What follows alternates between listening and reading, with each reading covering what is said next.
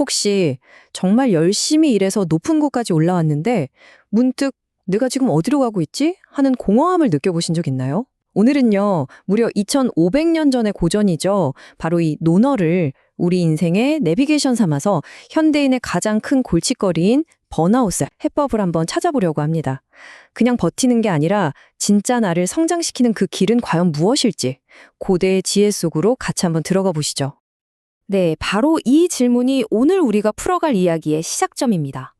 남들 보기엔 성공 가도를 달리고 있고 성과도 잘 내고 있는데 이상하게 마음 한구석은 텅 빈 것 같은 느낌. 이걸 바로 성공의 함정이라고 부르는데요.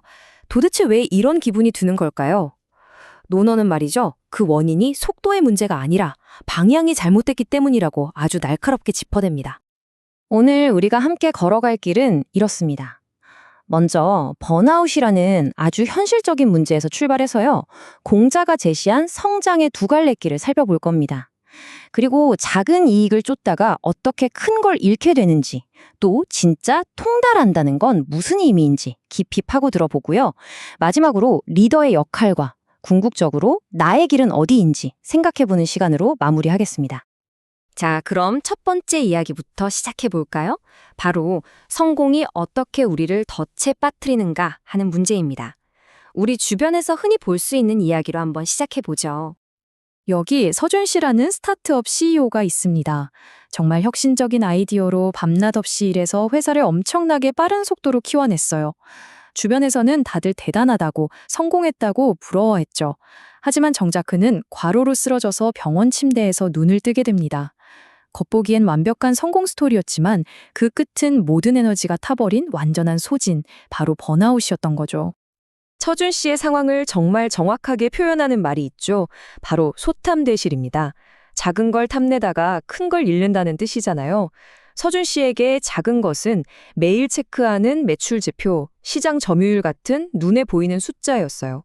그런데 그 숫자에만 매달리다 보니까 정작 큰 것, 그러니까 자기 자신의 건강, 또 삶의 의미 같은 영혼을 통째로 잃어버린 겁니다. 그렇다면 이 지독한 번아웃의 늪에서 도대체 어떻게 빠져나올 수 있을까요? 놀랍게도 공자는 이미 2500년 전에 우리가 지금 어떤 길을 가고 있는지 진단할 수 있는 아주 명쾌한 기준을 제시했습니다. 논어에 나오는 아주 유명한 구절이죠. 군자는 위로 통달하고 소인은 아래로 내려간다. 여기서 진짜 중요한 건 뭐냐면요. 이게 그냥 착하게 사세요 하는 도덕적인 훈계가 아니라는 거예요. 이건 성장에 대한 완전히 다른 두 가지 길, 두 가지 성장 전략을 보여주는 아주 실용적인 로드맵 같은 겁니다. 이 두 길이 어떻게 다른지 한번 보세요.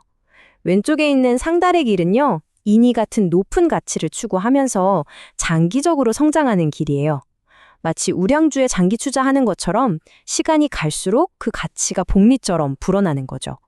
반면에 오른쪽에 있는 하다리 글은 어때요? 당장의 이익, 눈앞의 성과에만 집착하다가 결국 자기 자신을 깎아먹게 되는 길입니다. 속도는 빨라 보일지 몰라도 결국엔 내리막길로 향하고 있는 거죠. 그럼 소인이 걷게 된다는 이 하달의 길이 구체적으로 왜 그렇게 위험한 건지, 소탐대실이 치르게 하는 진짜 비용은 무엇인지 한번 깊이 파고 들어가 보겠습니다. 여기 또 다른 이야기가 하나 있습니다. 옛날 노나라에 위청이라는 상인이 있었는데요. 이 사람이 단기 수익을 올리려고 품질이 낮은 천을 아주 비싼 값에 풀었어요.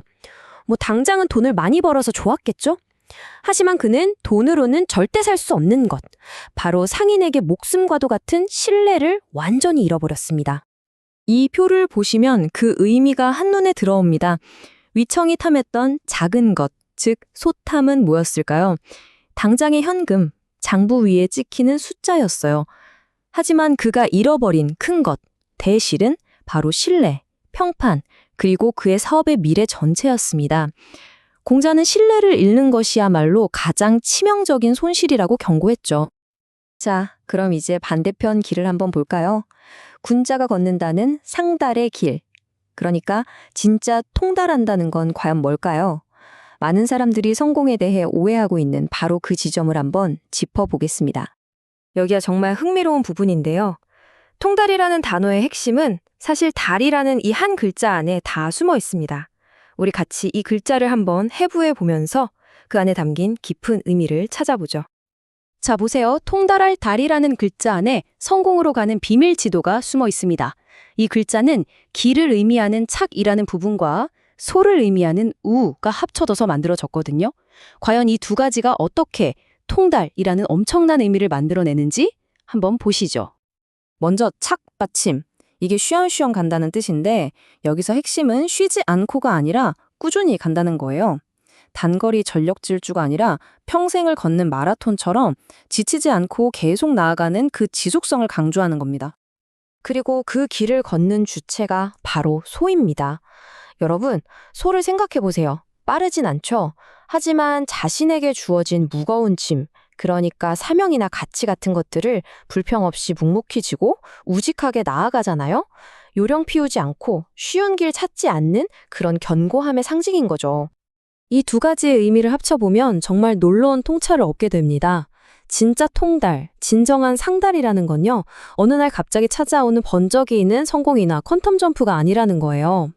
오히려 자신만의 무거운 가치를 어깨에 딱 짊어지고 소처럼 우직하게 멈추지 않고 한 걸음 한 걸음 내딛는 그 여정 자체, 그 끝에 완성되는 것이라는 거죠. 자, 그럼 이 소처럼 묵직한 통달이라는 개념을 다시 우리 이야기의 주인공이었던 서준 씨에게 적용해 볼까요? 이걸 통해 리더십의 진짜 의미도 생각해 볼 수 있습니다. 번아웃으로 쓰러졌던 서준 씨가 다시 일어설 수 있었던 결정적인 계기는요, 바로 관점의 전환이었습니다. 내 회사, 내 매출이라는 소인의 좁은 시야에서 벗어나서 우리 회사의 성장, 그리고 사회에 대한 기여라는 군자의 넓은 시야를 갖게 된 바로 그 순간, 그의 불안은 사명감으로 바뀌었고 진짜 성장이 시작된 겁니다. 군자의 군이라는 글자를 뜯어보면 그 의미가 더 명확해져요. 이 글자는 손에 지휘봉을 든 모습과 명령을 내리는 입이 합쳐진 형태거든요. 즉, 진짜 리더는 그냥 권력을 휘두르는 사람이 아니라 자신의 목소리로, 자신의 비전으로 사람들과 사회를 더 나은 방향으로 이끄는 사람이라는 뜻입니다. 자, 이제 마지막 장입니다. 지금까지 노너의 지혜를 통해 성장의 두 갈래의 길을 살펴봤는데요. 이제 이 질문을 우리 자신에게 던져볼 시간입니다. 우리의 앞에는 이렇게 두 갈래 길이 놓여 있습니다. 하나는 원칙을 지키면서 더 높은 가치를 향해 나아가는 상달의 길입니다. 이 길은 소처럼 묵직하고 더딜지도 몰라요. 하지만 그 성과는 영원합니다. 다른 하나는 눈앞의 이익에 취해서 결국 나 자신을 갉아먹는 하달의 길입니다. 이 길은 달콤하고 짜릿하지만 그 끝은 허무할 뿐이죠. 오늘 노너와 함께한 여정을 마무리하면서 이 질문을 스스로에게 꼭 한번 던져보셨으면 좋겠습니다. 나는 지금 당장의 이익을 쫓고 있는가? 아니면 평생 나를 지탱해줄 단단한 가치를 쌓고 있는가? 여러분의 매일매일의 작은 선택이 모여 결국 여러분의 길이 됩니다. 부디 달콤하지만 짧은 길이 아닌 묵직하지만 영원한 가치를 쌓아가는 상달의 여정을 선택하시길 진심으로 응원하겠습니다.